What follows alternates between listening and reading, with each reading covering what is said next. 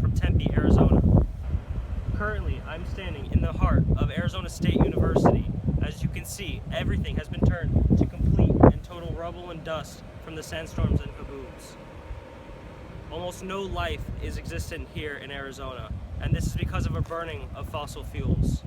The future isn't as far from a sci-fi movie as you may think. As we continue to use fossil fuels as our main source of energy, we failed to progress renewable energy technologies. Though first-generation biofuels became a popular alternative, their widespread cultivation put a strain on land and water resources. Let me show you what has happened.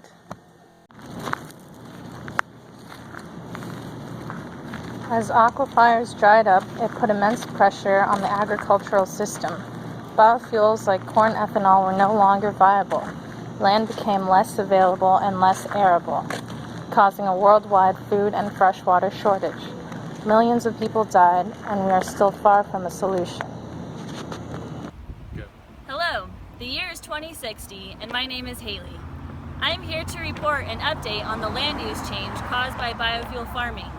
Just 3 months ago, this field behind me was a natural desert land where coyotes, jackrabbits, and insects could roam.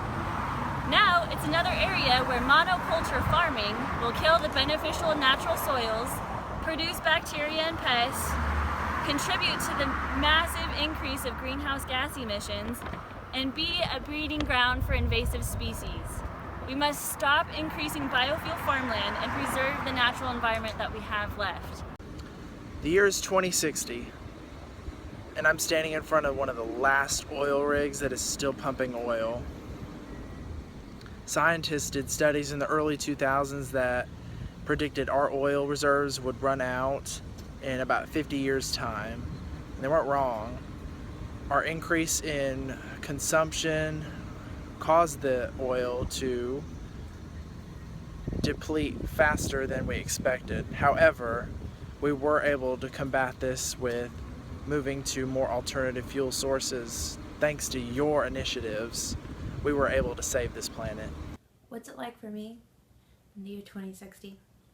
Well, because people decided that fossil fuels weren't the way to go and biofuels were still a little tricky, science has really developed. And because of use of different kinds of biofuels, second generation and other fuels that people weren't expecting to in the commercial world are now commonly used. And so what has that done for our planet? Well, now there's so much connected greenways, a lot more natural habitats. Where I live, there's a lot of forests in Washington State, much more than there was in the past, and people thought it was beautiful back then. Well, they should see it now. I think overall we make good decisions. I'm glad that people decided to change their minds.